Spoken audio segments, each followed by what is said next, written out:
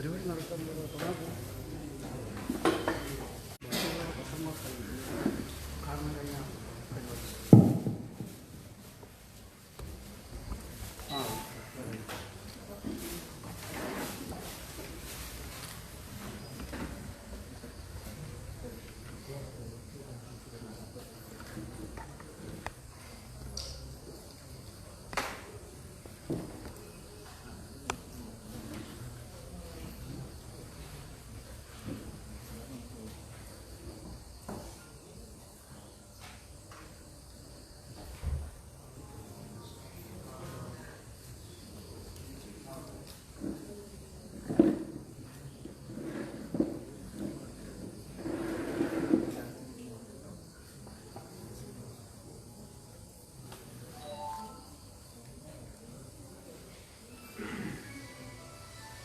ബഹുമാനായ ദക്ഷിണ യുവമോർച്ചയുടെ ജില്ലാ പ്രസിഡന്റ് ശ്രീ അനീഷ് തിരുവമ്പാടി,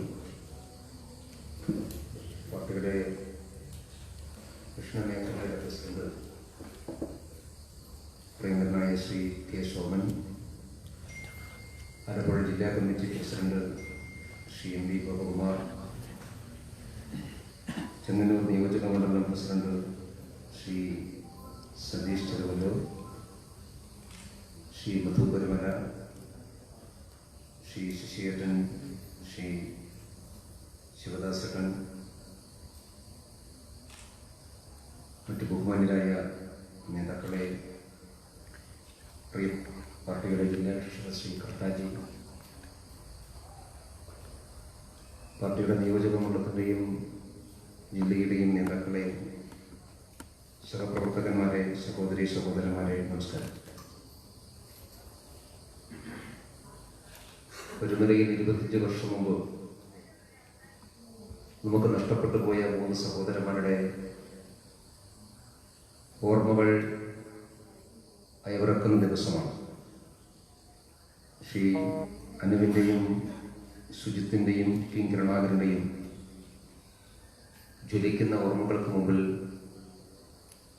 ആദ്യമേ തന്നെ ആദരാഞ്ജലികൾ അർപ്പിക്കുകയാണ്. പെരുമലയിലുണ്ടായ സംഭവം കേരളത്തെ സംബന്ധിച്ചിടത്തോളം ഏറെ നാൾ ചർച്ച ചെയ്യപ്പെട്ട ഒരു സംഭവമാണ്. പമ്പ കോളേജിൽ വിദ്യാർത്ഥി പരിഷത്തിന്റെ പ്രവർത്തകരായിരുന്ന 3 കുട്ടികൾ, പ്രത്യേകിച്ച് ഒരു സംഘർഷമൊന്നും പറയാനില്ലാത്ത സാഹചര്യത്തിൽ SFIയുടെയും പുറത്തുനിന്ന് വന്നിട്ടുള്ള CITക്കാരുടെയും സംഘടിതമായിട്ടുള്ള ആക്രമണത്തിൽ ഇരയാവുകയും അവരെ പമ്പയാറ്റിലേക്ക് ഓടിച്ചിട്ട് കല്ലെറിഞ്ഞാറ്റിൽ മുക്കിക്കൊല്ലുകയുമാണ് ചെയ്തത്. കേരളത്തിൽ CPMന്റെ നേതൃത്വത്തിൽ നടന്നിട്ടുള്ള കിരാതമായ ഒരുപാട് കൊലപാതകങ്ങളിൽ പെരുമലയിലെ നമ്മുടെ സഹോദരന്മാർക്ക് സംഭവിച്ചിട്ടുള്ള കാര്യങ്ങൾ വേറിട്ട് നിൽക്കുന്നതാണ്. മാർക്സിസ്റ്റ് പാർട്ടി ഓരോ കൊലപാതകവും ഓരോ രീതിയിലാണ് ആസൂത്രണം ചെയ്യുക. അതൊരു വ്യവസ്ഥാപിതമായിട്ടുള്ള രാഷ്ട്രീയ പാർട്ടിയായി പരിഗണിക്കാൻ സാധിക്കാതെ പോകുന്നതും അതുകൊണ്ടാണ്. രാഷ്ട്രീയ പാർട്ടികൾ ജനങ്ങളുടെ ഇടയിൽ പ്രവർത്തിക്കുന്നവരാണ്, മനുഷ്യരുടെ പാർട്ടിയാണ്. അതുകൊണ്ട് ഏത് സംഘർഷം ഉണ്ടാകുമ്പോഴും മനുഷ്യത്വപരമായ ചില പരിഗണനകൾ പരസ്പരം പ്രകടിപ്പിക്കേണ്ടതുണ്ട്. സംഘർഷങ്ങൾ ഉണ്ടാവാം, ആ സംഘർഷത്തിനിടയിൽ ചിലപ്പോൾ അതിരുവിട്ട സംഘടനകളാവാം. അതൊക്കെ ഒരു ക്യാമ്പസ് രാഷ്ട്രീയത്തിന്റെ കൂടെ ഭാഗമാണ്. പക്ഷേ 3 കുട്ടികളെ സമാനതകളില്ലാത്ത സാഹചര്യത്തിൽ കല്ലെറിഞ്ഞ് ആറ്റിൽ മുക്കി കൊലപ്പെടുത്തുക എന്നുള്ളത് ഏത് ക്യാമ്പസ് രാഷ്ട്രീയത്തിന്റെ ഭാഗമാണ്? ഏത് രാഷ്ട്രീയ തത്വശാസ്ത്രത്തിന്റെ ഭാഗമാണ്? എന്ത് ന്യായീകരണമാണ് CPM നേതൃത്വത്തിന് അന്നും ഇന്നും അതിനെക്കുറിച്ച് പറയാനുള്ളത്? ക്യാമ്പസിനകത്തുണ്ടായിട്ടുള്ള ഏതെങ്കിലും സംഭവങ്ങൾ ഇതിന് കാരണമാണോ? അന്നത്തെ തലമുറയിൽപ്പെട്ട ആളുകൾക്ക് എല്ലാവർക്കും അറിയാം, അത്തരമൊരു സംഭവത്തിലേക്ക് നയിക്കേണ്ട ഒരു സാഹചര്യവും പമ്പ കോളേജിൽ ഉണ്ടായിരുന്നില്ല. വിദ്യാർത്ഥി പരിഷത്തിന്റെ പ്രവർത്തനം കുറച്ചുകൂടി സ്വാധീനമുണ്ടായിരുന്നു, അതൊരു വസ്തുതയാണ്. SFIയുടെ ഏകാധിപത്യത്തെ ചോദ്യം ചെയ്യാനുള്ള പ്രവണത വിദ്യാർത്ഥികൾക്കിടയിൽ ഉണ്ടായിരുന്നു. ദശാബ്ദങ്ങളായി SFI കുത്തക പോലെ കൊണ്ടുവച്ചിരുന്ന കോളേജിൽ അവരുടെ സമഗ്രാധിപത്യത്തിനെതിരായിട്ടുള്ള ചോദ്യം ചെയ്യലുകൾ ഉണ്ടായിരുന്നു. വിദ്യാർത്ഥി പരിഷത്തിന്റെ പ്രവർത്തകന്മാർക്ക് കോളേജിൽ വിദ്യാർത്ഥികൾക്കിടയിൽ അംഗീകാരമുണ്ടായിരുന്നു. പഠിക്കാൻ പാഠ്യേതര വിഷയങ്ങളിൽ അധ്യാപകരുടെയും മറ്റ് വിദ്യാർത്ഥികളുടെയും എല്ലാം അംഗീകാരം ആ കോളേജിൽ പഠിക്കുന്ന വിദ്യാർത്ഥി പരിഷത്തിന്റെ പ്രവർത്തകന്മാർക്കുണ്ടായിരുന്നു. അത് മുമ്പോട്ട് കൊണ്ടുപോയാൽ തങ്ങളുടെ അധീശത്വം എന്നേക്കുമായിട്ട് ഇല്ലാതാകും എന്ന് ബോധ്യമുള്ളത് കൊണ്ടാണ് വിദ്യാർത്ഥികൾക്കിടയിൽ ആദരവും അംഗീകാരവും നേടാൻ സാധിക്കുന്ന രീതിയിൽ ABVPയുടെ കുട്ടികൾ ആ കലാലയത്തിൽ വളർന്നു വരുന്നു എന്നുള്ള ഒറ്റ കാരണമാണ്. അതല്ലാതെ മറ്റെന്തെങ്കിലും കാരണം ഈ സംഭവത്തിന് SFI നേതൃത്വത്തിന് പറയാനുണ്ടോ, CPM നേതൃത്വത്തിന് പറയാനുണ്ടോ? എന്തെങ്കിലും ന്യായീകരണം പറയാനുണ്ടോ? ഒരു ന്യായീകരണവും ഇല്ല എന്ന് മാത്രമല്ല, CPM സഹയാത്രികരായിട്ടുള്ള ആളുകൾ പോലും അതിനെ വിമർശിച്ചിട്ടുണ്ട്. പാടില്ലാത്തതാണ്, ചെയ്യാൻ പാടില്ലാത്തതാണ്, സംഭവിക്കാൻ പാടില്ലാത്തതാണ്. കോടതിയിൽ പഠിക്കുന്ന കുട്ടികളോട് ഇതുപോലെയുള്ള ക്രൂരത ചെയ്യാൻ പാടില്ലാത്തതാണ് എന്ന് CPMന്റെ സഹയാത്രികരായിട്ടുള്ള അന്ന് തന്നെ ചൂണ്ടിക്കാണിച്ചിട്ടുള്ളതാണ്. പക്ഷേ അന്നും ഇന്നും CPM നേതൃത്വത്തിന് അതിൽ പശ്ചാത്താപം ഉണ്ടായിരുന്നില്ല എന്നുള്ളതാണ് വസ്തുത. 3 കുട്ടികൾ 3 കുടുംബത്തിന്റെ ദുരന്തമായിട്ടാണ് മാറിയത്. സ്വാഭാവികമായും നീതി വേണമെന്ന കുടുംബത്തിന് ആഗ്രഹമുണ്ടായിരുന്നു. പക്ഷെ ആ നീതി പോലും ആ കുട്ടികൾക്ക് കിട്ടിയിട്ടില്ല, കുട്ടികളുടെ കുടുംബത്തിന് കിട്ടിയിട്ടില്ല, കുട്ടികളുടെ പ്രസ്ഥാനത്തിന് കിട്ടിയിട്ടില്ല. ആ കൊലപാതകത്തിന്റെ അന്വേഷണം എങ്ങനെയാണ് എന്ന് എല്ലാവർക്കും അറിയാമല്ലോ. നിയമത്തിന്റെ എല്ലാ വഴികളും തേടിയിട്ടുള്ള അനുവിന്റെ പിതാവ് ഈ വേദിയിലുണ്ട്. പത്തനംതിട്ട സെഷൻസ് കോടതി ഈ കേസിൽ വിധി പറഞ്ഞപ്പോ ആ കോടതി ജഡ്ജി പറഞ്ഞ ചില വാചകങ്ങളുണ്ട്. ആർക്ക് വേണ്ടിയാണ് ഈ കേസ് അന്വേഷിച്ചത്? ഈ കേസ് അന്വേഷിച്ചത് ഈ ക്രൂരകൃത്യത്തിനിരയായിട്ടുള്ള കുടുംബങ്ങൾക്ക് വേണ്ടിയിട്ടാണോ? ക്രൂരകൃത്യത്തിനിരയായിട്ടുള്ള ഇരകൾക്ക് വേണ്ടിയാണോ? അതോ വേട്ടയാടിയവർക്ക് വേണ്ടിയാണോ? എന്റെ മുമ്പിലുള്ള കുറ്റപത്രം, ആ കുറ്റപത്രം വായിക്കുമ്പോ ഈ കുറ്റപത്രവും അന്വേഷണവും ജീവൻ നഷ്ടപ്പെട്ടു പോയ 3 കുരുന്നുകൾക്കോ അവിടെ കുടുംബത്തിനോ വേണ്ടിയല്ല, മനുഷ്യത്വം മരവിച്ചു പോയ ക്രൂരത കാണിച്ച ഈ ക്രൂരരായിട്ടുള്ള കൊലപാതകങ്ങൾക്ക് വേണ്ടിയാണ് ഈ അന്വേഷണം മുഴുവൻ നടത്തിയത് എന്ന് കോടതി പറഞ്ഞു. കേരള പോലീസിൽ നിന്ന് വേറെ ഏതെങ്കിലും ഏജൻസി അന്വേഷിക്കേണ്ട കേസായിരുന്നു എന്നും പറഞ്ഞു. പക്ഷേ സംഭവം നടക്കുമ്പോ CPMന്റെ ഗവൺമെന്റ്, നയനാരാണെന്ന് കേരളത്തിന്റെ മുഖ്യമന്ത്രി, കുട്ടികൾ പാന്റിൽ വെള്ളം കയറിയാണ് മുങ്ങി മരിച്ചത് എന്ന് വിചിത്രമായിട്ടുള്ള വാദം നിയമസഭയിൽ പറഞ്ഞ മുഖ്യമന്ത്രിയായിരുന്നു ശ്രീ നായനാർ. അത് കഴിഞ്ഞ് LDFന്റെ ഗവൺമെന്റ് മാറി UDFന്റെ ഗവൺമെന്റ് വന്നപ്പോൾ നമ്മൾ അന്നത്തെ മുഖ്യമന്ത്രിയെയും സർക്കാരിനെയും സമീപിച്ചതാണ്. ഈ കേസിൽ കുറ്റവാളികൾ ശിക്ഷിക്കപ്പെടണം. കുറ്റവാളികൾ ശിക്ഷിക്കപ്പെടാൻ വേണ്ടി നീതിപൂർവകമായ ഒരു പുനരന്വേഷണം പൊന്നുമല സംഭവത്തെ സംബന്ധിച്ചിടത്തോളം ഉണ്ടാകണമെന്ന് അതിനുശേഷം അധികാരത്തിൽ വന്ന ശ്രീ AK ആന്റണി മുഖ്യമന്ത്രിയായിരിക്കുമ്പോൾ അദ്ദേഹത്തോട് നമ്മൾ ആവശ്യപ്പെട്ടതാണ്. പക്ഷെ ഉണ്ടായില്ല. അതിനുശേഷം കോടതി വിധി വന്നതിന് ശേഷം ഉമ്മൻചാണ്ടി മുഖ്യമന്ത്രിയായിരിക്കുമ്പോൾ അദ്ദേഹത്തോടും നമ്മൾ ഈ കാര്യം പറഞ്ഞതാണ്. പക്ഷെ അതിനനുസരിച്ചുള്ളൊരു നീക്കം ഉണ്ടായില്ല. പരുമലയിലെ കുട്ടികളുടെ കണ്ണീര് UDF-കാരും പലപ്പോഴും തെരഞ്ഞെടുപ്പിന് ഉപയോഗപ്പെടുത്തിയിരുന്നു.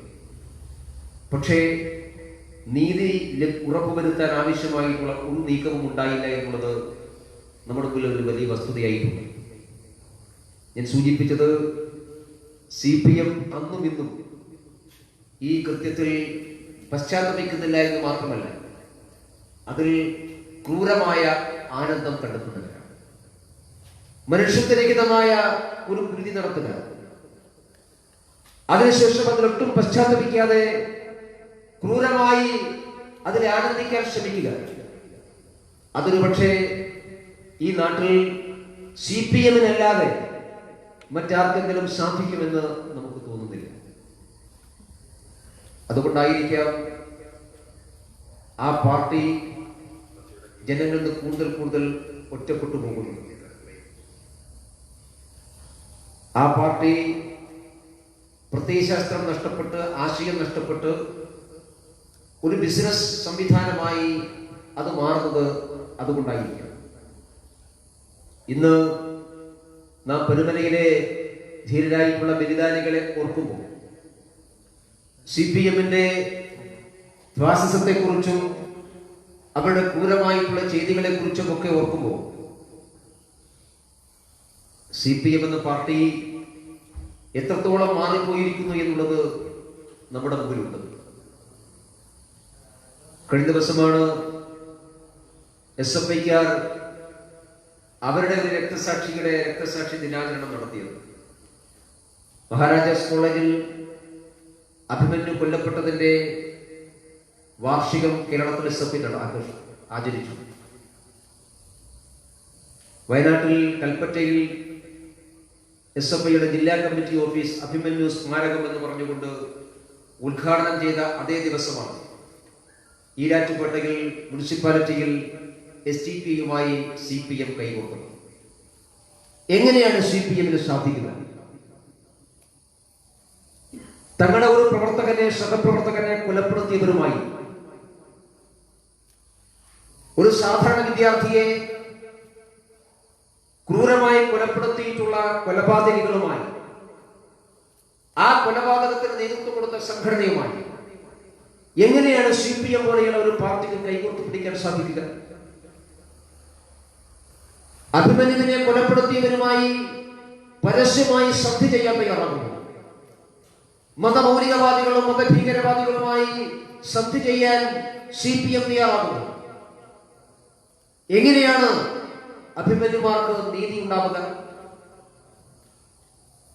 പരുമലയിലെ നമ്മുടെ കുട്ടികൾക്ക് CPM നീതി കൊടുത്തില്ല, CPM-ന്റെ ഭരണകൂടം നീതി കൊടുത്തില്ല എന്ന് പറയുമ്പോൾ നമുക്കതൊരു അത്ഭുതമില്ല. സ്വന്തം പാർട്ടിയുടെ കൊടി പിടിക്കുന്ന, സ്വന്തം പാർട്ടിക്ക് വേണ്ടി പ്രവർത്തിക്കുന്ന, സ്വന്തം വിദ്യാർത്ഥി സംഘടനയ്ക്ക് വേണ്ടി എഴുതാനും വിളിക്കാനും തയ്യാറാകുന്ന ഒരു പാവപ്പെട്ട വിദ്യാർത്ഥികളുടെ നെഞ്ചിലേക്ക് കത്തി കുത്തി ഇറക്കിയവരുമായി അധികാരം പങ്കിടാൻ ഒരു മടിയും മറയുമില്ലാത്ത പാർട്ടിക്ക് പിന്നെ പരുമലയിലെ നമ്മുടെ സഹോദരന്മാരോട് നീതി കാണിക്കുന്നില്ല എന്ന് പറയുന്നതിൽ എന്ത് അത്ഭുതമാണുള്ളത്? സ്വന്തം സഹപ്രവർത്തകന്മാർക്ക് പോലും അധികാരത്തിന് മുമ്പിൽ അവരുടെ ജീവിതമോ അവരുടെ ജീവനോ CPM വില കൽപ്പിക്കുന്നില്ല. അതുകൊണ്ടാണ് അത്തരം മതതീവ്രവാദ ശക്തികളുമായി, ഭീകരവാദ ശക്തികളുമായി ഇന്നും CPM സന്ധി ചെയ്യുന്നത്. നമ്മുടെ ക്യാമ്പസുകൾ തീവ്രവാദ സ്വഭാവമുള്ള സംഘടനയുടെ കയ്യിലകപ്പെടുന്നു എന്ന് CPM ഇന്ന് പ്രസ്താവന ഇറക്കി. തീവ്രവാദ സംഘടനകൾ പെൺകുട്ടികളെ ഉന്നമിട്ടുകൊണ്ട്, ക്യാമ്പസിൽ പഠിക്കുന്ന പെൺകുട്ടികളെ ഉന്നമിട്ടുകൊണ്ട് തീവ്രവാദ സംഘടനകൾ പ്രവർത്തിക്കുന്നു. CPM-ന്റെ സ്റ്റേറ്റ്മെന്റാണ്. ഏത് തീവ്രവാദ സംഘടനയാണ് അങ്ങനെ പ്രവർത്തിക്കുന്നത്?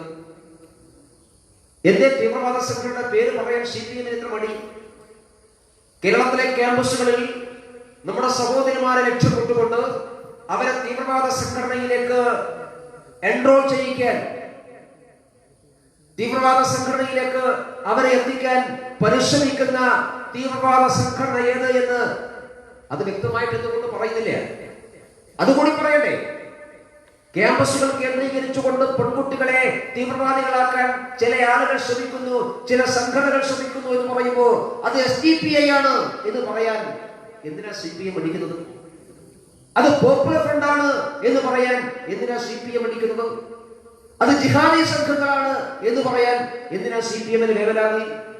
കേരളത്തിലെ മുസ്ലിം തീവ്രവാദ സംഘടനകളാണ് നമ്മുടെ കുടുംബത്തിലെ പെൺകുട്ടികളെ ലക്ഷ്യമിട്ടുകൊണ്ട് ക്യാമ്പസുകൾ കേന്ദ്രീകരിച്ചുകൊണ്ട് ആ പെൺകുട്ടികളെ തീവ്രവാദികളാക്കി മാറ്റാൻ ശ്രമിക്കുന്നത് ഈ മുസ്ലിം തീവ്രവാദ സംഘടനകളാണ്, ജിഹാദി സംഘടനകളാണ് എന്ന് തുറന്നു പറയാൻ എന്തുകൊണ്ടാണ് CPM അടിക്കുന്നത്? അതുകൂടി പറയട്ടെ. അതല്ലെങ്കിൽ ഏത് തീവ്രവാദ സംഘടന എന്നാണ് ജനം വിശ്വസിക്കേണ്ടത്? അതുകൊണ്ട് CPM-ന് നേതൃത്വം അക്കാര്യത്തിൽ വിശദീകരണം കൊടുക്കണം.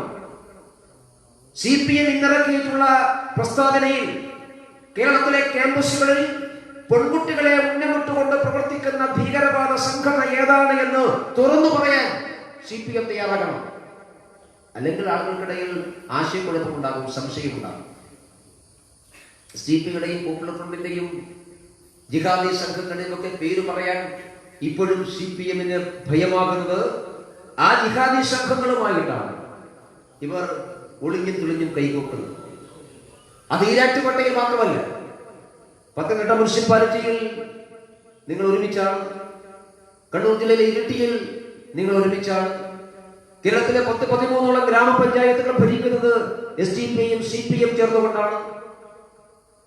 അപ്പൊ ആ ചങ്ങാത്തം നഷ്ടപ്പെടാൻ വേണ്ടി പാടില്ല. അതുകൊണ്ട് ആ പേര് പറയാൻ പഠിക്കുന്നു.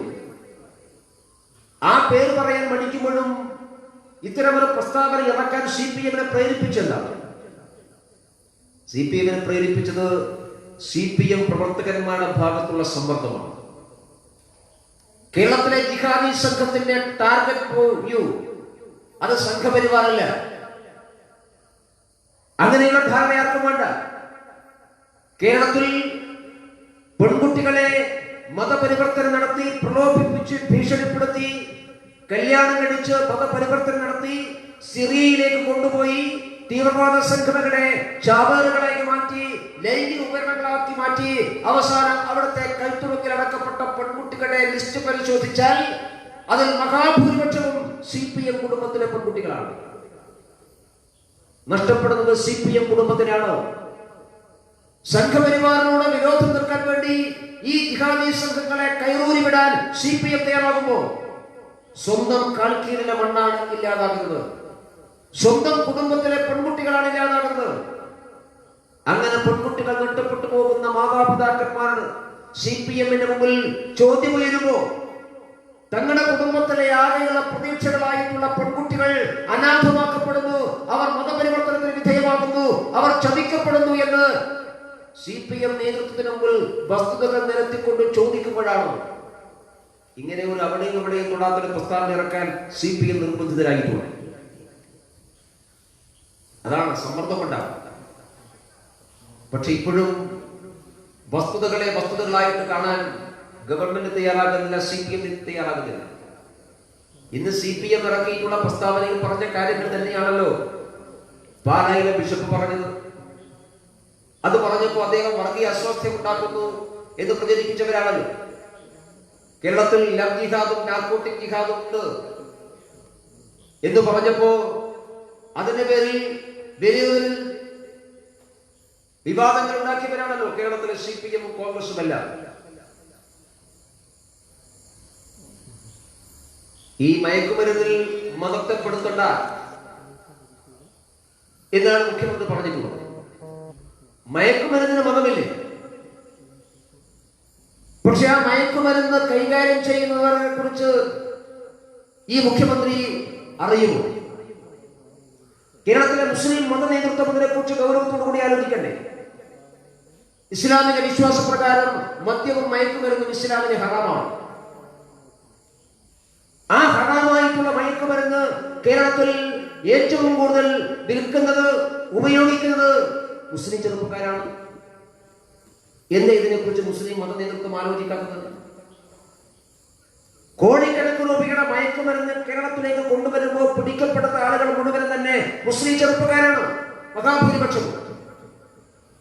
കേരളത്തിലെ മുസ്ലിം മത നേതൃത്വം ആലോചിക്കേണ്ടത് ഈ ചെറുപ്പക്കാർ ആർക്കു വേണ്ടിയാണ് ഈ മയക്കുമരുന്ന് കൊണ്ടുവരുന്നത്?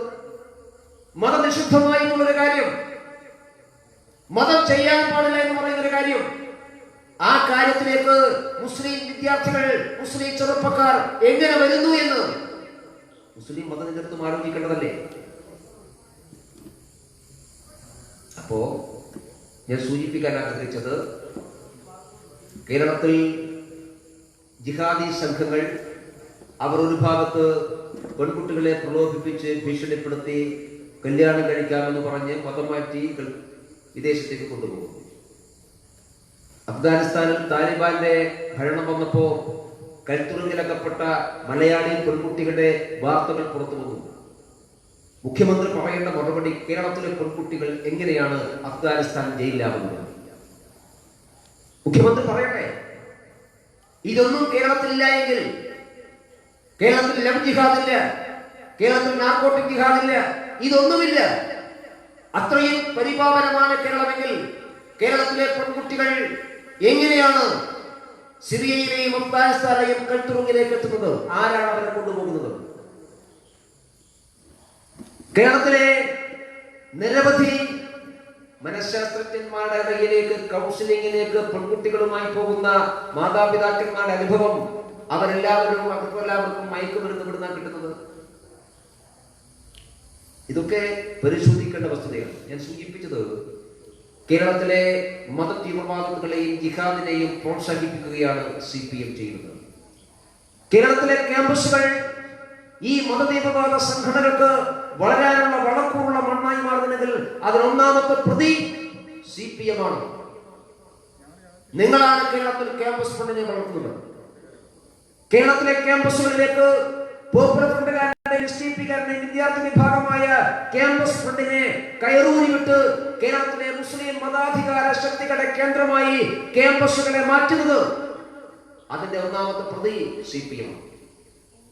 CAA വിരുദ്ധ സമരം നടന്നപ്പോ അത് സംഘപരിവാറിനും നരേന്ദ്രമോദിക്കും എതിരായിട്ടുള്ള സമരമായതുകൊണ്ട് കേരളത്തിലെ ക്യാമ്പസുകൾ മുഴുവൻ തന്നെ ദേശവിരുദ്ധ മുദ്രാവാക്യം വിളിക്കുന്നവർക്ക് സഹായകരമായ നിലപാട് സ്വീകരിച്ചു കൊടുത്തത് ഈ ഗവൺമെന്റില്ലേ, ഈ പാർട്ടി, ഈ ഗവൺമെന്റുമല്ലേ? രാജ്യം ഭരിക്കുന്ന പ്രധാനമന്ത്രിയെ അപമാനിച്ചുകൊണ്ട് പോസ്റ്ററുകൾ പ്രത്യക്ഷപ്പെടുമ്പോ, ഈ രാജ്യത്തിലെ സൈനികന്മാരെ ആക്ഷേപിച്ചുകൊണ്ട് പോസ്റ്ററുകൾ ക്യാമ്പസിൽ പ്രത്യക്ഷപ്പെടുമ്പോ, രാജ്യത്തിന്റെ മാനാഭിമാനങ്ങളെ ചോദ്യം ചെയ്തുകൊണ്ട് ക്യാമ്പസുകൾ പോസ്റ്ററുകൾ വരുമ്പോ, ആസാദി മുദ്രാവാക്യങ്ങൾ ഉയർത്തിക്കൊണ്ട് ദേശവിരുദ്ധ മുദ്രാവാക്യങ്ങൾ കേരളത്തിലെ ക്യാമ്പസുകളിൽ ഒരു വിഭാഗം വിദ്യാർത്ഥികൾ ഉയർത്തുമ്പോൾ, അതെല്ലാം നരേന്ദ്രമോദിക്കെതിരാണ് ഒറ്റ കാരണം കൊണ്ട് അതിന് സഹായകരമായ നിലപാടുണ്ടാക്കി കൊടുത്ത ഈ ഗവൺമെന്റും ഗവൺമെന്റ് നേതൃത്വം കൊടുക്കുന്ന CPM-മാണ് കേരളത്തിലെ ക്യാമ്പസുകളെ വർഗീയവൽക്കരിക്കുന്നത്. കേരളത്തിലെ കലാലയങ്ങളിൽ തീവ്രവാദ സംഘടനകൾക്ക് വളരാനുള്ള വളക്കൂറുള്ള മണ്ണൊരുക്കി കൊടുക്കുന്നു. അവിടെ ദേശീയ പ്രസ്ഥാനത്തിന്റെ പ്രവർത്തകന്മാരെ ഇല്ലാതാക്കി കല്ലെറിഞ്ഞു കൊല്ലുക,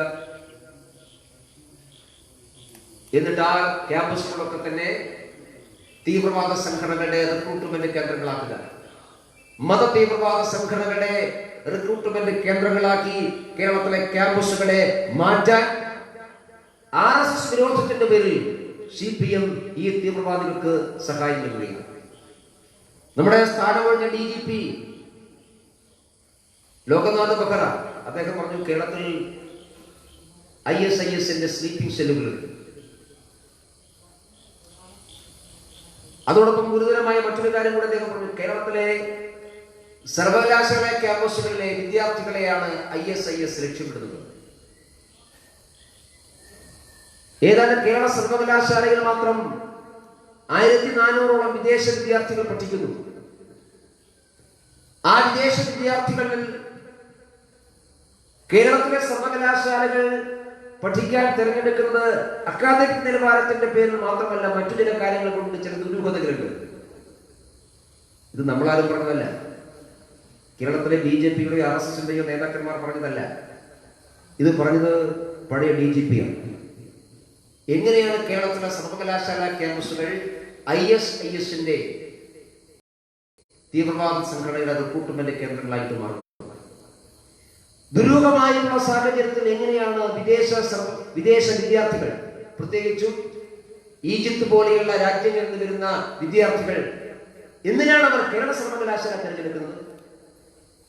ഇതിനേക്കാൾ നല്ല സർവകലാശാലകൾ വേറെ ഇല്ലാഞ്ഞിട്ടല്ലോ. അപ്പൊ കേരളത്തിലെ സർവകലാശാലകൾ ഒരു ടാർഗറ്റ് പോയിന്റാണ്. കേരളത്തിലെ ക്യാമ്പസുകൾ ഒരു ടാർഗറ്റ് പോയിന്റാണ്.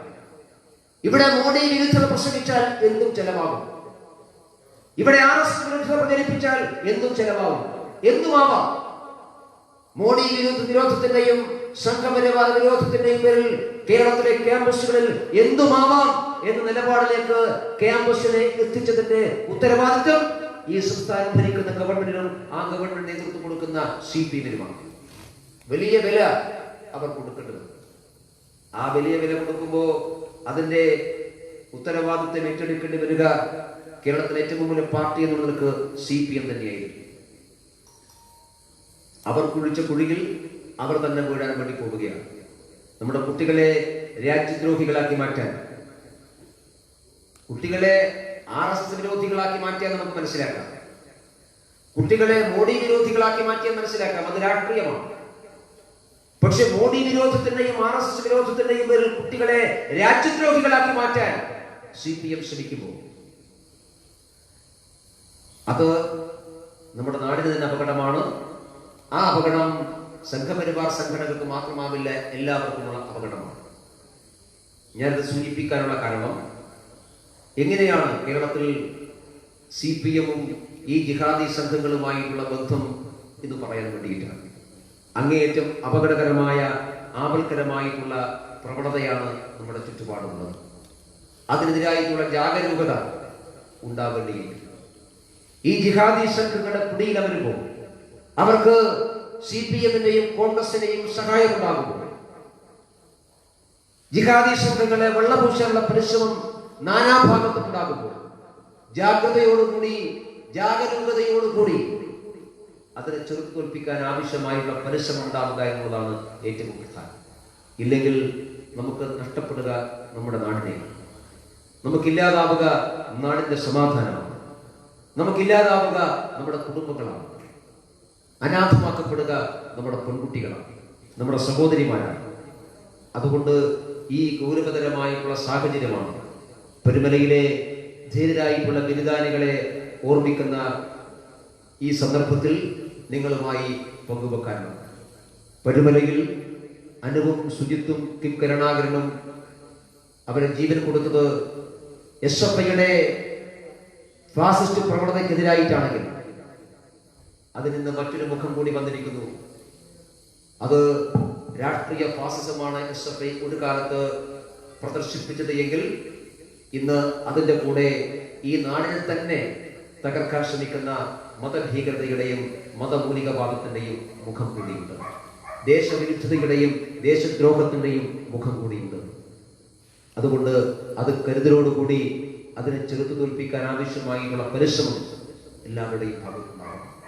ഈ ജിഹാദി സംഘങ്ങൾക്കെതിരായിട്ടുള്ള പോരാട്ടമാണ് കഴിഞ്ഞ കുറെ വർഷങ്ങളായി നാം നടത്തിക്കൊണ്ടിരിക്കുന്നത്. ആ ജിഹാദി സംഘങ്ങൾക്കെതിരായിട്ടുള്ള പോരാട്ടത്തിൽ ഇനിയുമേറെ മുമ്പോട്ട് പോകണം. CPM-നെ സംബന്ധിച്ചിടത്തോളം ദേശീയ രാഷ്ട്രീയത്തിൽ തന്നെ അവരപ്രസക്തമാകുന്നത് ഈ സംഘങ്ങളുമായിട്ടുള്ള ബന്ധമാണ്. ഈ രാജ്യം എന്താണ് എന്നിനിയും തിരിച്ചറിയാൻ അവർക്ക് സാധിക്കാതെ പോകണം. സ്വാതന്ത്ര്യം കിട്ടി 75ാമത്തെ വർഷമാണ് അവർ സ്വാതന്ത്ര്യ ദിനം ആഘോഷിക്കുന്നത്. CPM-ന്റെ ആശയപരമായിട്ടുള്ള പാപ്പരത്വമായിട്ട് അവർ തന്നെ ഇത് ചൂണ്ടിക്കാണിക്കുന്നത്. അതുകൊണ്ട് ഇന്ത്യ എന്താണ് എന്നറിയാൻ, ഈ ഭാരതം എന്താണ് എന്നറിയാൻ ഇനിയും CPM-ന് സാധിക്കാതെ പോകുന്നതുകൊണ്ടാണ്. ഈ നാടിന്റെ ഹൃദയം എന്താണ്, ഹൃദയഭൂമി എന്താണ് എന്നറിയാൻ കഴിയാതെ പോകുന്നതുകൊണ്ടാണ് ദേശീയ രാഷ്ട്രീയത്തിൽ അവർ ഇല്ലാതാകുന്നത്. എല്ലായിടത്തും ഇല്ലാതായി ഒരു തുരുത്തുപോലെ അവർ കേരളത്തിൽ പെടുകയാണ്. ഈ കേരളത്തിൽ അധികാരം നിലനിർത്താൻ വേണ്ടി അവർ ശ്രമിക്കുന്നത് 40കളിൽ എങ്ങനെയാണോ രാജ്യം മുട്ടിമുറിക്കാൻ ശ്രമിച്ച മുസ്ലിം ലീഗിന്റെ കൂടെ നിൽക്കാൻ അന്നത്തെ അവിഭക്ത കമ്മ്യൂണിസ്റ്റ് പാർട്ടി ശ്രമിച്ചത്, അതിന്റെ അതേ രീതി ഇന്ന് കേരളത്തിൽ അധികാരം നിലനിർത്താൻ വേണ്ടി ജിഹാദി സംഘങ്ങളുമായി കൈകോർത്ത് പിടിക്കാൻ CPM തയ്യാറാകുകയാണ്. ഈ അവിശുദ്ധ ബാന്ധവത്തിനെതിരായിട്ട് CPM-ഉം കോൺഗ്രസും ജിഹാദി സംഘങ്ങളും മതഭീകരവാദികളും എല്ലാവരും ചേർന്നുകൊണ്ട് ഈ കേരളത്തിൽ രൂപപ്പെട്ടു വന്നിട്ടുള്ള ഈ അവിശുദ്ധ ബാന്ധവത്തിനെതിരായിട്ടുള്ള രാഷ്ട്രീയ പോരാട്ടം അത് നാടിനു വേണ്ടിയിട്ടുള്ള പോരാട്ടമാണ്. ആ പോരാട്ടത്തെ മുമ്പോട്ട് കൊണ്ടുപോകുക എന്നുള്ളതാണ് പെരുമലയിലെ ധീരരായ നമ്മുടെ സഹപ്രവർത്തകന്മാർക്ക് നൽകാനുള്ള വലിയ ആദരാഞ്ജലി. അത് ഏറ്റെടുക്കാൻ നമ്മളെല്ലാവരും തയ്യാറാകണം എന്ന് മാത്രം അഭ്യർത്ഥിച്ചുകൊണ്ട് ഒരിക്കൽ കൂടി ഈ 3 ധീരരായിട്ടുള്ള സഹപ്രവർത്തകന്മാരുടെ സഹോദരന്മാരുടെ ഓർമ്മകൾക്ക് മുമ്പിൽ ആദരാഞ്ജലി അർപ്പിച്ചുകൊണ്ട് ഈ സമ്മേളനം ഔപചാരികമായി ഉദ്ഘാടനം ചെയ്തുകൊണ്ട് ഞാൻ നിർത്തുന്നു. നമസ്കാരം. വന്ദേ മാതരം. അടുത്തതായി ആദരവാണ് 25ാമത് പരുമല ബലിദാന ദിനത്തോടനുബന്ധിച്ച് BCom commerce tourism and travel മാനേജ്മെന്റിൽ MG യൂണിവേഴ്സിറ്റിയിൽ നിന്നും 1ാം റാങ്ക് കരസ്ഥമാക്കിയ ശ്രീ വന്ദനയെ ആദരിക്കുന്നതിന് വേണ്ടി BJPയുടെ സംസ്ഥാന general secretary Shri MD Ramesh ജിയെ ആദരപൂർവ്വം ക്ഷണിച്ചുകൊള്ളുന്നു.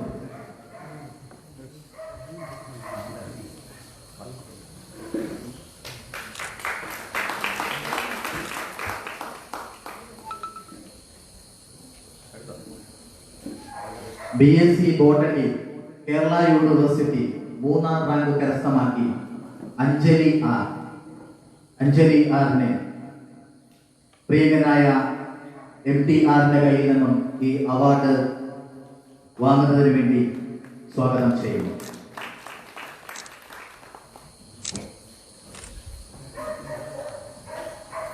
BSc ബോട്ടണി കേരള യൂണിവേഴ്സിറ്റിയിൽ നിന്നും മികച്ച വിദ്യ നേടിയ അഞ്ജന ആറിനെ സ്വാഗതം ചെയ്യുകയാണ്. അടുത്തതായി 60-70 കിലോഗ്രാമിനിടയിൽ മിസ്റ്റർ കേരളയായി തെരഞ്ഞെടുത്ത ശ്രീ രാജേഷ് കുറുപ്പിനെ ആദരിക്കുന്നതിന് വേണ്ടി ശ്രീ MD രമേശ് ജിയെ അതിന് ഏറ്റുവാങ്ങുന്നതിന് വേണ്ടി പ്രിയങ്കനായ രാജേഷ് കുറുപ്പിയെ സ്വാഗതം ചെയ്യും.